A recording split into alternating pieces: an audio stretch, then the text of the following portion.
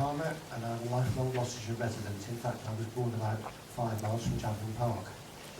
In her evidence, Sue Oppenheimer detailed the sorry saga of the compromising of the original case officer and the appointment of the consultant who subsequently prepared the GCC planning officer's recommendation to accept. The balance and independence of any council planning function should be preserved by distancing it from the WDA, the executive, the cabinet and associated politics by the procedural equivalent of a vote from the crocodiles. The FOI information that was obtained cast significant circumstantial doubt on the report's balance and independence, and consequently, in my view, the report and recommendations of the consultants hired to replace the case officer should be afforded no weight. As you may recall, sir, I was a participant in the WCS EIP. In the original WCS submitted for review by GCC, the Appendix 5 discussions of the Javelin Park and Norton Balance sites was different as chalk and cheese, whereas the reality is that they are adjacent on the same old airfield, separated by what was the old runway and is now the M5. I wonder now whether the extolling of the possibility of a, quote, landmark building and so on, in my view a blatantly obvious Trojan horse to assist the WDA and Cabinet in getting their own way, was actually a distraction enabling more subtle Trojan horses to escape our attention within the very large number of documents which we were and still are trying to deal with. We also seem to be grappling with how the WCS should be interpreted as a planning document. Mr. Phillips seems to conclude that Appendix 5 of the WCS in and of itself amounts to firm ground for consent, whereas to me, sound common sense says that Appendix 5 is but one factor to consider among many others in order to arrive at a balanced planning judgment, which is precisely what the Planning Committee did. I particularly note that the following text specific to Javelin Park was deleted in the Waste Core Strategy Major Lots exercise, which was part of the examination in public.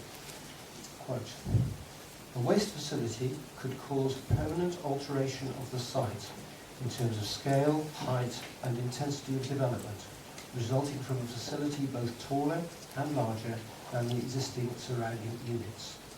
This would lead to further encroachment of urban fringe light industrial stroke distribution style development into the surrounding agricultural landscape. However, the extant outline permission for the currently undeveloped area permits a maximum ridge line height of 15.7 metres for the two units. The erection of an emission stack, 40 to 80 metres in height, would create a significant vertical landmark out of keeping with the surrounding landscape character.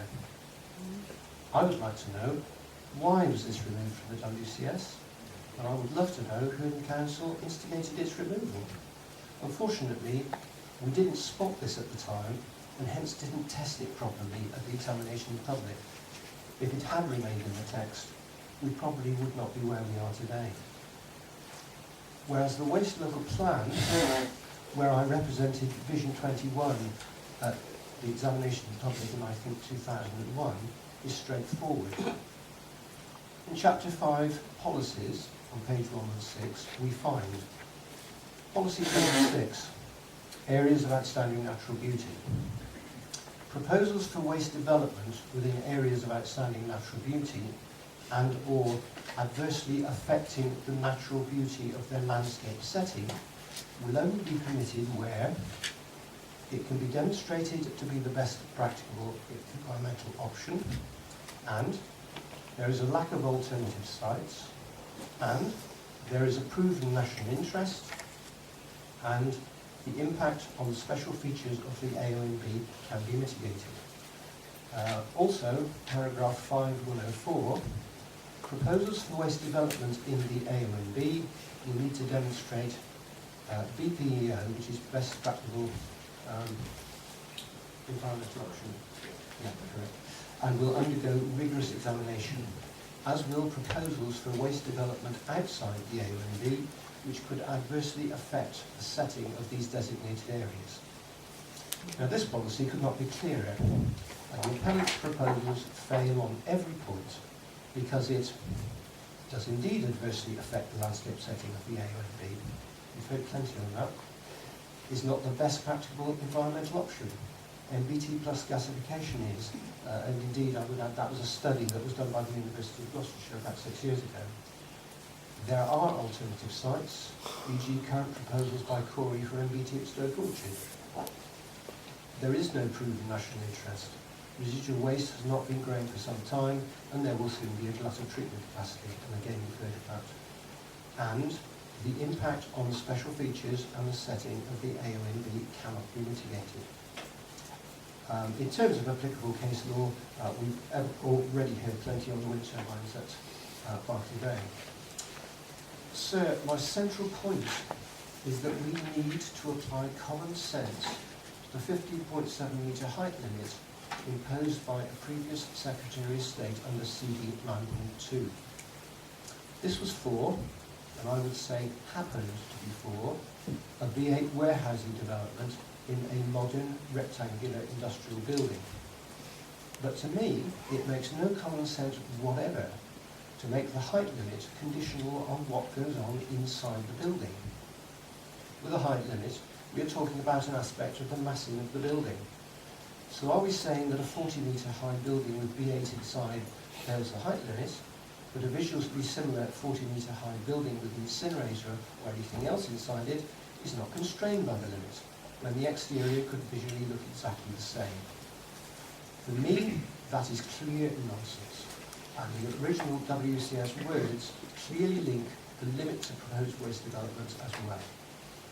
I believe the 15.7 metres is the height of the original aircraft hangars if one scales from old photographs. I suggest that a judge would rule in favour of common sense at the judicial review, namely that the 15.7 metre limit is an absolute by which this proposal must comply or fail, and I would hope that SDC and or others would seek permission for a JR should the Secretary of State's decision be that the appellant's proposal is allowed to proceed. So, with regard to your advice to the Secretary of State regarding his additional criteria, it is my conclusion that neither aim is advanced by the appellant's scheme, in fact quite the reverse. Firstly, the power output to the grid of 14.5 megawatts will contribute all of 0.016% to the current national generating capacity of 89 gigawatts. That's from a debt document. So its contribution would be infinitesimal. Secondly, it is a simple fact that burning material that you could have recovered creates more CO2 than recycling what is practically removable from the incoming waste, which is what happens in an MBT or treatment plant.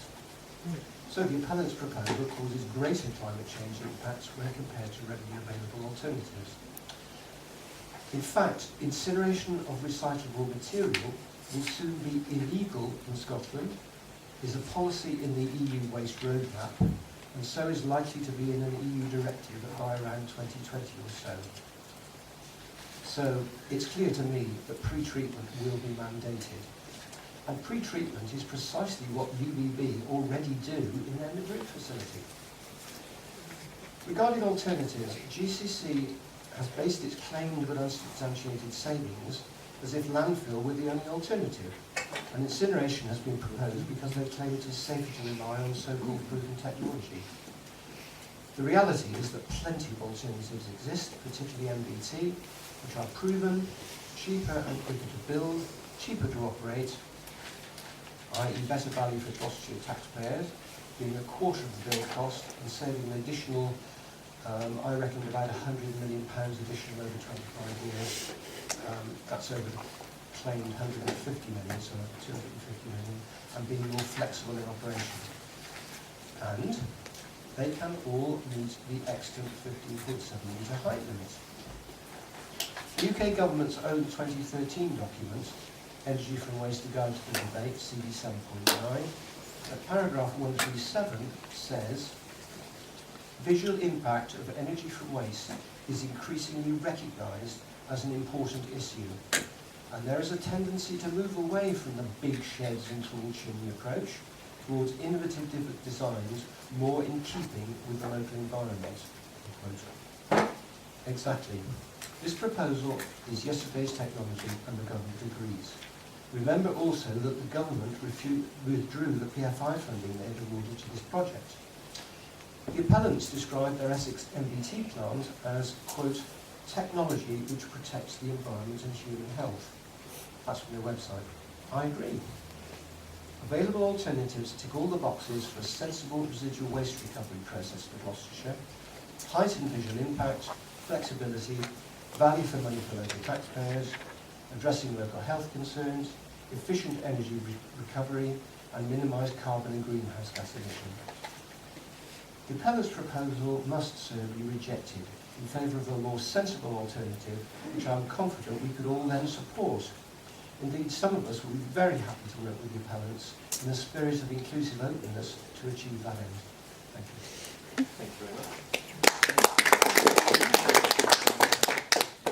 I don't think there are any questions for you, so thank you very much.